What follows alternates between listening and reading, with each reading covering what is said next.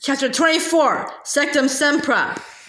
Exhausted but delighted with his night's work, Harry told Ron and Hermione everything that had happened during next morning's charms lesson, having first cast the Muffiato spell upon those nearest them.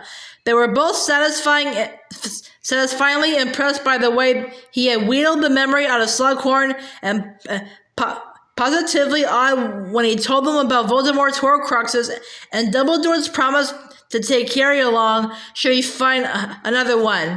Wow, said Ron, when Harry had finally finished telling them everything. Ron was waving his wand very vaguely in the direction of the ceiling without paying the slightest bit of attention to what he was doing. Wow, you're actually going to go with Dumbledore and try to destroy... Wow. Ron, you're making it snow, said Hermione patiently, grabbing his wrist and redirecting his wand away from the ceiling, from which, sure enough, large white flakes had started to fall. Lavender Brown, Harry noticed, glared at Hermione from a neighboring table through very red eyes, and Hermione immediately let go of Ron's arm. Oh yeah, said Ron, looking down at his shoulders in vague surprise. Sorry, looks like we've all got horrible dandruff now. He brushed some of the fake snow off Hermione's shoulder. Lavender burst into tears. Ron looked immensely guilty and turned his back on her. We split up, he told Harry out of the corner of his mouth. Last night, when she saw me coming out of the dormitory with Hermione. Obviously, she couldn't see you, so she thought it had just been the two of us. Ah, said Harry. Well, you don't mind it's over, do you? No, Ron admitted. It was pretty bad when she was yelling, but at least I didn't have to finish it. Coward, said Hermione, though she looked amused. Well, it was a bad night for romance all around. Ginny and Dean split up too, Harry. Harry thought there was a rather knowing look in her eye as she told him that, but she could not possibly know that his insides were suddenly dancing the conga. Keeping his face as immobile and his voice as indifferent as he could, he asked, How come? Oh, something really silly. She said he was always trying to help her through the portrait hole, like she couldn't climb in herself, but they've been a bit rocky for ages. Harry glanced over at Dean on the other side of the classroom. He certainly looked unhappy. Of course, this puts you in a bit of dilemma, doesn't it? Said Hermione. What do you mean? Said Harry quickly. The Quidditch team, said Hermione. If Ginny and Dean aren't speaking... Oh yeah, said Harry. Flitwick, said Ron in a warning tone. The tiny little charms master was bobbing his way toward them, and Hermione was the only one who had managed to turn vinegar into wine. Her glass flask was full of deep crimson liquid, whereas the contents of Harry's and Ron's were still murky brown.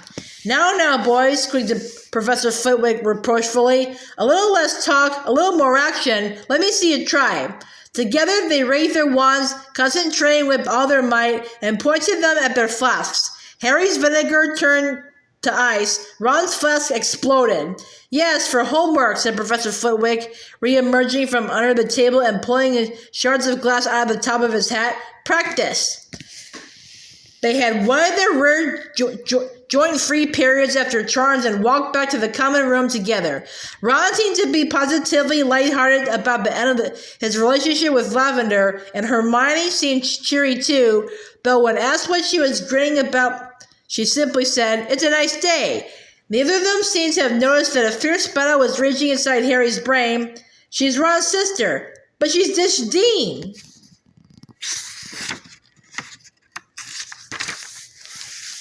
She's still Ron's sister. I'm his best mate. That'll make it worse. If I talked to him first, he'd hit you. What if I don't care? He's your best mate. Harry barely noticed that they were climbing through the portrait hole into the sunny common room, and only vaguely registered the small group of seventh years clustered together there until Hermione cried, Katie, you're back. Are you okay? Harry stared. It was indeed Katie Bell, looking completely healthy and surrounded by her jubilant friends. I'm really well, she said happily. They let me out of St. Mungo's on Monday. I had a couple of days at home with Mom and Dad and then came back here this morning. Leanne was just telling me about McLaughlin and the last match, Harry. Yeah, said Harry. Well, now you're back and Ron's fit, we'll have a decent chance of thrashing Ravenclaw, which means we could still be in the running for the cup. Listen, Katie. He had to put the question to her at once. His curiosity even drove Ginny temporarily from his brain. He had dropped his voice as Katie's friends started gathering up their things. Apparently, they were late for Transfiguration. That necklace, can you remember who gave it to you now? No, said Katie, shaking her head ruefully. Everyone's been asking me, but I haven't got a clue. The last thing I remember was walking into the ladies in the Three Broomsticks. You definitely went into the bathroom then? Said Hermione.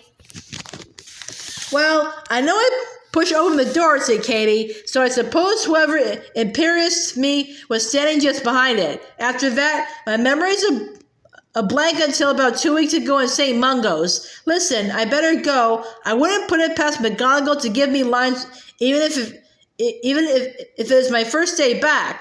She caught up her bag of books and hurried after her friends, leaving Harry, Ron, and Hermione to sit down at a window table and ponder what she had told them.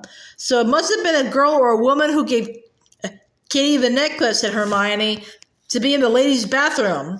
Or someone who looked like a girl or a woman, said Harry. Don't forget, there was a cauldron full of Polyjuice potion at Hogwarts. We know some of it got stolen. In his mind's eye, he watched a parade of crabs and goyles prance past, all transformed into girls. I think I'm going to take another swig of Felix, said Harry, and have it go at the room of requirements again. That would be a complete waste of potions, said Hermione flatly, putting down the copy of Spellman's syllabary she had just taken out of her bag. Luck can only get you so far, Harry. The situation with Slughorn was different. You always had the ability to persuade him. You just needed to tweak the circumstances a bit. Luck isn't enough to get you through a powerful enchantment, though. Don't go wasting the rest of that potion. You'll need all the luck you can get if Dumbledore takes you along with him. She dropped her voice to a whisper. Couldn't we make some more? Ron asked Harry, ignoring Hermione. It'd be great to have a stock of it. Have a look in the book. Harry pulled his copy of Advanced Potion Making out of his bag and looked up Felix Felicis. Blimey, it's seriously complicated, he said, running an eye down a list of ingredients, and it takes 6 months. You've got to let it stew. Typical, said Ron. Harry was about to put his book away again when he noticed the corner of a page folded down. Turning to it, he saw the Sectumsempra spell captioned for enemies that he had marked a few weeks previously. He had still not found out what it did, mainly because he didn't want to test it around Hermione, but he was considering trying it out on McLaggen next time he came up behind him unawares.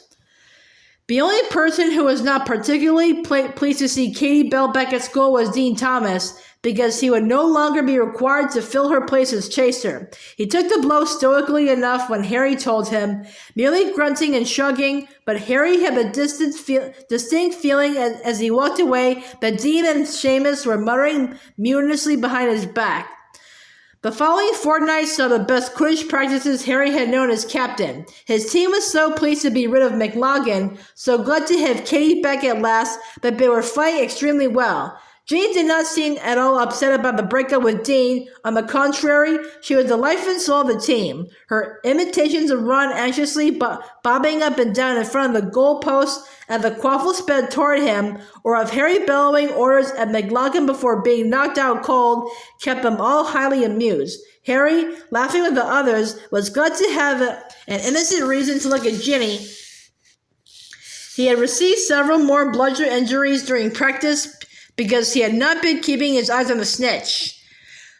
The battle still raged inside his head. Ginny or Ron? Sometimes he thought that the post-lavender Ron might not mind too much if he asked Ginny out, but that he remembered Ron's expression when he had seen her kissing Dean, and was sure that Ron would consider it base treachery if Harry so much as held her hand. Yet Harry could not help himself talking to Ginny, laughing with her, walking back from practice with her. However much his conscience ached, he found himself wondering how best to get her on her own. It would have been ideal for Slughorn if Slughorn had given another of his little parties, for Ron would not be around, but unfortunately, Slughorn seemed to have given them up. Once or twice, Harry considered asking for Hermione's help, but he did not think he could stand seeing the smug look on her face. He thought he caught it sometimes when Hermione spotted him staring at Ginny or laughing at her jokes. And to complicate matters, he had been nagging worry that if he didn't do it, somebody else was sure to ask Ginny out soon. He and Ron were at least agreed on the fact that she was too popular for her own good. All in all, the temptation to take another gulp of Felix Felicis was becoming stronger by the day, for surely this was a case for, as Hermione put it, tweaking the circumstances.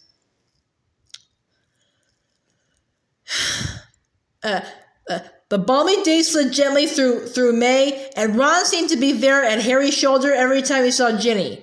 Harry found himself longing for a stroke of luck that would somehow cause Ron to realize that nothing would make him happier than his best friend and his sister falling for each other, and to leave them alone together for longer than a few seconds. There seemed no chance of either while the final Quidditch game of the season was looming. Ron wanted to talk tactics with Harry all the time and had little thought for anything else. Ron was not unique in this respect. Interest in the Gryffindor-Ravenclaw game was running extremely high throughout the school, for the match would decide the championship, which was still wide open. If Gryffindor beat Ravenclaw by a margin of 300 points, a tall order, and yet Harry had never known his team to fight better, then they would win the championship. If they won by less than 300 points, they would come second to Ravenclaw. If they lost by 100 points, they would be third behind Hufflepuff.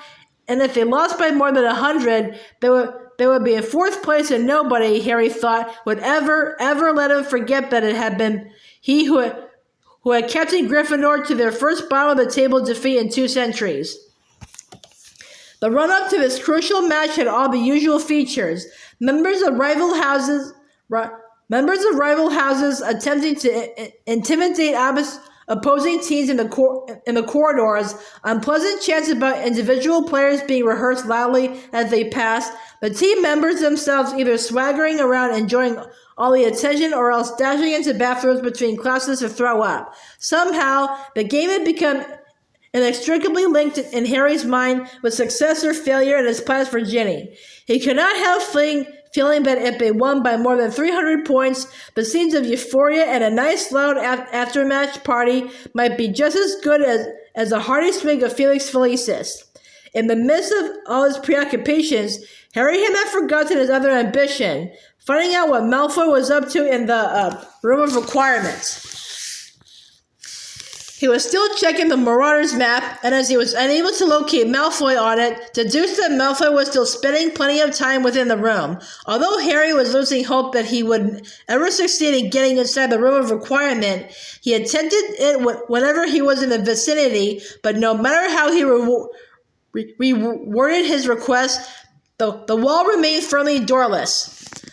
A few days before the match against Ravenclaw, Harry found himself walking down to dinner alone from the common room, Ron having rushed off into a nearby bathroom to throw up yet again, and Hermione having dashed off to see Professor Vector about a mistake she thought she might have made in her last arithmancy essay.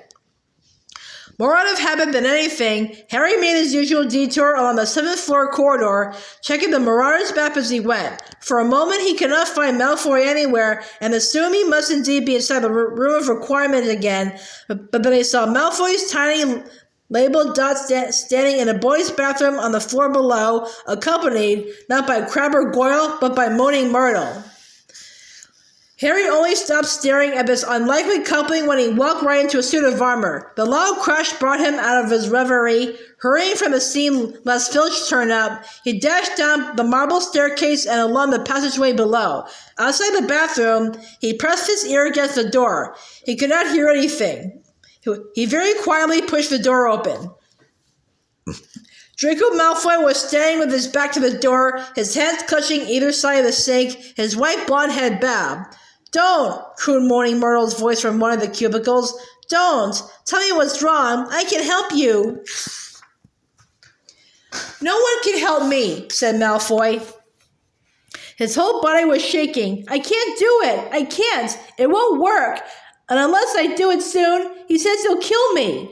And Harry realized, with a shock so huge it seemed to root him to the spot, that Malfoy was crying, actually crying, tears streaming down his pale face into the grimy basin. Malfoy gasped and gulped and then, with a great shudder, looked up and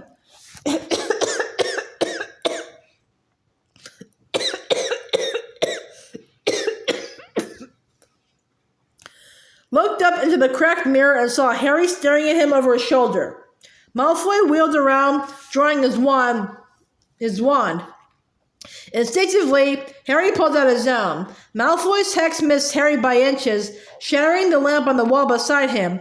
Harry threw himself sideways, thought, Levicorpus, and flicked his wand, but Malfoy blocked the jinx and raised his wand for another. No, stop it, squealed Moaning Myrtle, her voice echoing loudly around the tilted room. Stop!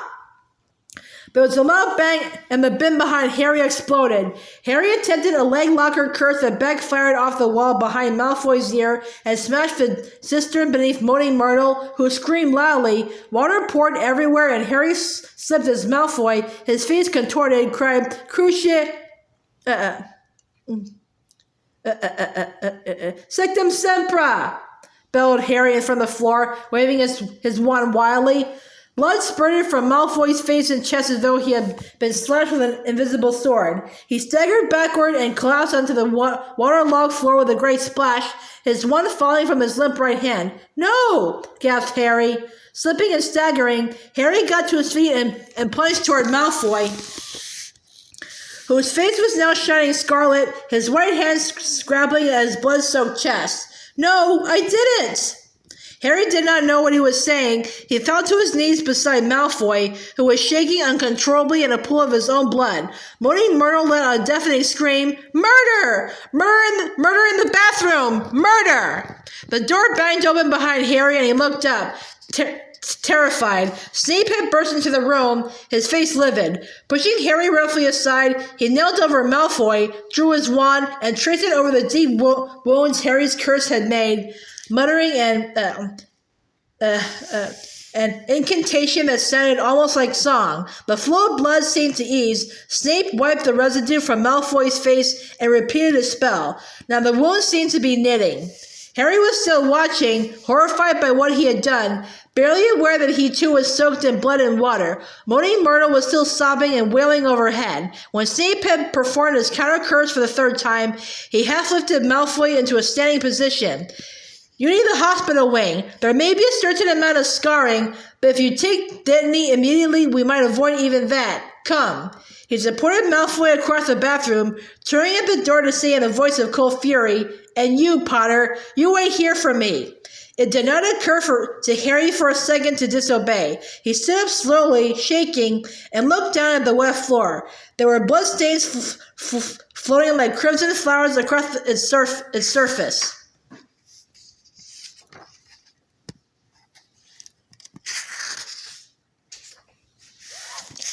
He could not even find it in himself to tell Moaning Myrtle to be quiet, as she continued to wail and sob with increasingly evident enjoyment.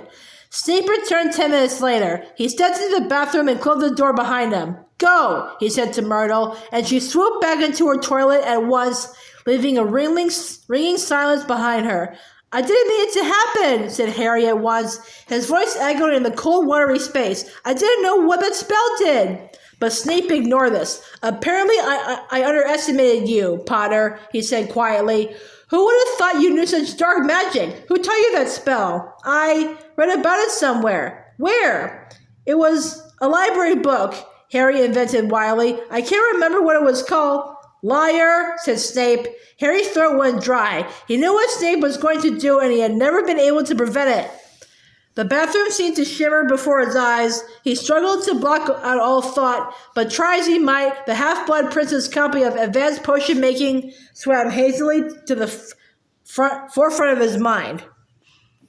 And then he was staring at Snape again in the midst of this wreck-soaked bathroom. He stared into Snape's black eyes, hoping against hope that Snape had not seen what he feared, but Bring me your school bag, said Snape softly, and all of your school books. All of them. Bring them to me here. Now!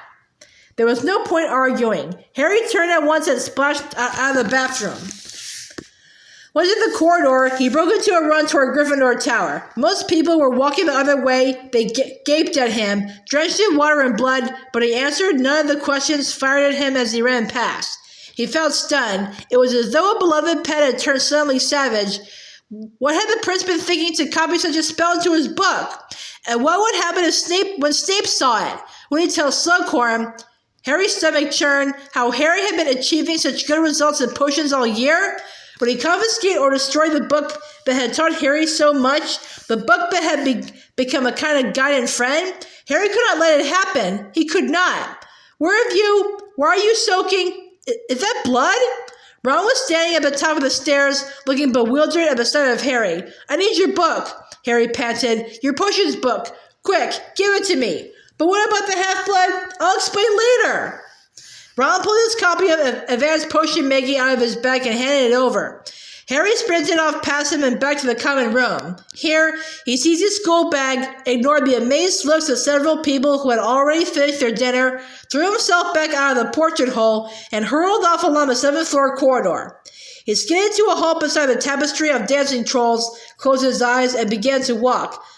I need a place to hide my book. I need a place to hide my book.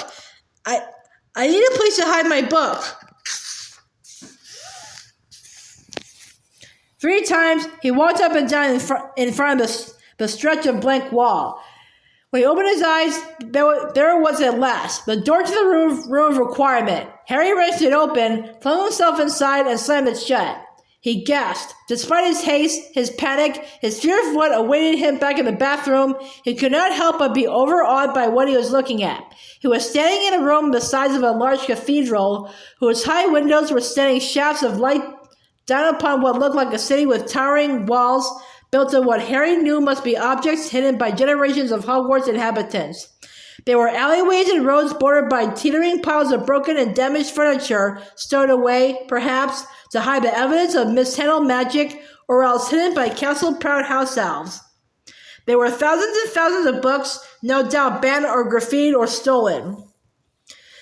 There were winged catapults and fanged frisbees, some still with enough life in them to hover half-heartedly over the mountains of other forbidden items. There were chipped bottles of congealed potions, hats, jewels, cloaks. There were what looked like dragon eggshells, corked bottles whose contents still shimmered evilly, several rusting swords, and a heavy blood-stained axe. Harry hurried forward into one of the many alleyways between all this hidden treasure. He turned right past an enormous stuffed troll, ran on a short way, took a left at the broken vanishing cabinet in which Montague had got lost the previous year, finally pausing beside a large cupboard that seemed to have acid thrown at its blistered surface. He opened one of the cupboard's creaking doors. It had already been used as a hiding place for something in a cage that had long since died. Its skeleton had 5 legs. He set the Half-Blood Prince's book behind the cage and slammed the door. He paused for a moment, his heart thumping horribly, gazing around at all the clutter. Would he be able to find the spot again amidst all this junk?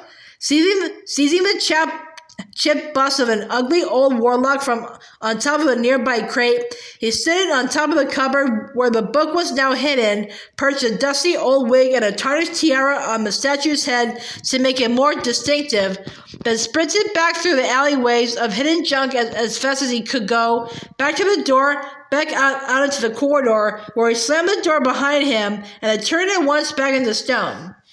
Harry ran flat out toward the bathroom on the floor below, cramming Ron's copy of Advanced Potion Making into his bag as he did so. A minute later, he was back in front of Snape, who held out his hand wordlessly for Harry's school bag. Harry handed it over, panting, a searing pain in his chest, and waited. One by one, Snape extracted Harry's books and examined them. Finally, the only book left was the potions book, which he looked at very carefully before speaking. This is your copy of Advanced Potion Making? This is your copy of Advanced Potion Making, is it, Potter? Yes, said Harry, still breathing hard. You're quite sure of that, are you, Potter? Yes, said Harry, with a touch more defiance. This is a copy of Advanced Potion Making that you purchased of Flourish and Blots? Yes, said Harry firmly. Then why, asked Snape, does it have the name Ronald Weasley written inside the front cover? Harry's heart missed a beat. That's my nickname, he said. Your nickname, repeated Snape. Yeah, that's what my friends call me, said Harry. I understand what a nickname is, said Snape, but cold black guys were boring once more into Harry's. He tried not to look into them. Close your mind, but he had never learned how to do it properly. Do you know what I think, Potter? Said Snape very quietly. I think that you are a liar and a cheat, and that you deserve detention with me every Saturday until the end of term. What do you think, Potter? I don't agree, sir, said Harry, still refusing to look into Snape's eyes. Well, we shall see how you feel after your detention, said Snape. 10 o'clock Saturday morning, Potter, my office. But, sir, said Harry, looking up desperately. Quidditch, the last match of the 10 o'clock, whispered Snape, with a smile that showed his yellow teeth. Poor Gryffindor, fourth place this year, I fear. And he left the bathroom without another word, leaving Harry to stare into the cracked mirror, feeling sicker, he was sure, than Ron had ever felt in his life. I will say I told you so, said Hermione, an hour later in the common room. Leave it, Hermione, said Ron angrily. Harry never made it to dinner. He had no appetite at all. He had just finished telling Ron, Hermione, and Ginny what had happened. Not that there seemed to have been much need. The news had traveled very fast. Apparently, Moaning Myrtle had taken it upon herself to pop up in every bathroom in the castle to tell the story. Malfoy had already been visited in the hospital wing by Pansy Parkinson, who had lost no time in vilifying Harry far and wide, and Snape had told the staff precisely what had happened. Harry had already been called out of the common room to endure 15 highly unpleasant minutes in the company of Professor McGonagall, who had told him he was lucky not to have been expelled and that she supported wholeheartedly Snape's punishment of detention every Saturday until the end of term. I told you there was something wrong with that Prince person, Hermione said, evidently unable to stop herself. And I was right, wasn't I? No, I don't think you were, said Harry stubbornly. He was having a bad enough time without Hermione lecturing him. The looks on the Gryffindor team's faces when he had told them he would not be able to play on Saturday had been the worst punishment of all. He could feel Ginny's eyes on him now, but did not meet them. He did not want to see disappointment or anger there. He had just told her that she would be playing Seeker on Saturday and that Dean would be rejoining the team as Chaser in her place. Perhaps if they won, Ginny and Dean would make up during the post-match euphoria. The thought went through Harry like an icy knife. Harry, said Hermione, how can you still stick up for that book when that spell? Will you stop harping on about the book? Snapped Harry. The prince only copied it out. It's not like he was advising anyone to use it. For all we know, he was making a note of something that had been used against him. I don't believe this, said Hermione. You're actually defending. I'm not defending what I did, said Harry quickly. I wish I hadn't done it, and not just because I've got about a dozen detentions. You know I wouldn't have used a spell like that, not even on Malfoy, but you can't blame the prince. He hadn't written, try this out, it's really good. He was just making notes for himself, wasn't he? Not for anyone else?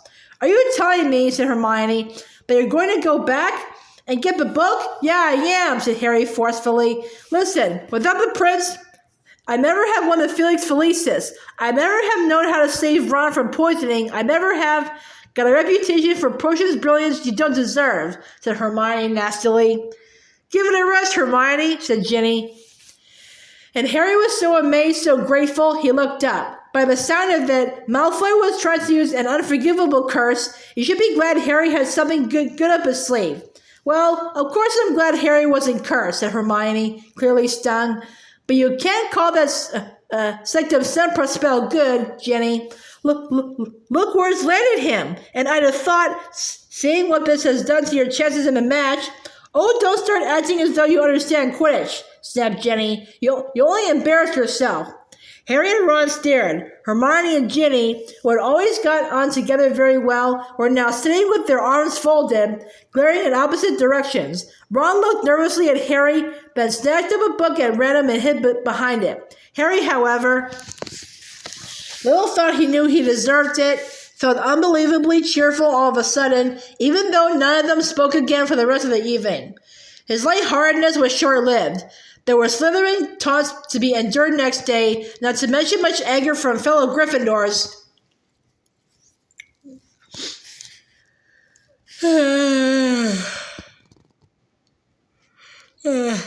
who were most unhappy that their captain had got himself banned from the final match of the season. By Saturday morning, whatever he might have told Hermione, Harry would have gladly exchanged all the Felix Felices in the world to be walking down to the Quidditch pitch with Ron, Ginny, and the others. It was almost unbearable to turn away from the mass of students streaming out into the sunshine, all of them wearing rosettes and hats and brandishing banners and scarves, to descend the stone steps into the dungeons and walk until the distant sounds of the crowd were quite obliterated, knowing that he would not be able to hear a word of commentary or cheer or groan. "Ah, Potter," said Snape, when Harry had knocked on his door and entered the unpleasantly familiar office that Snape, despite teaching floors above now, had not vacated. It was as dimly lit as ever, and the same slimy dead objects were suspended in colored potions all around the walls. Ominously, there were many cobweb boxes piled on a table where Harry was clearly supposed to sit. They had an aura of tedious, hard, and pointless work about them. "Mr. Filch has been looking for someone to clear out these old files," said Snape softly. "They are the records of other Hogwarts wrongdoers and their punishments. Where the ink has grown faint, or the cards have suffered damage from mice, we would like you to copy out the crimes and punishments afresh and..." "Making sure that they are in alphabetical order, replace them in the boxes. You will not use magic." "Right, Professor," said Harry, with as much contempt as he could put into the last three syllables. "I thought you could start," said Snape, a malicious smile on his lips, "with boxes 1012 to 1056. You'll find some familiar names in there, which should add interest to the task. Here, you see."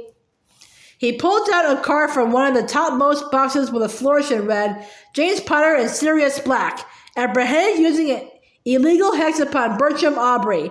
Aubrey's head twice normal size. Double detention." Snape sneered. "It must be such a comfort to think that, though they are gone, a record of their great achievements remains."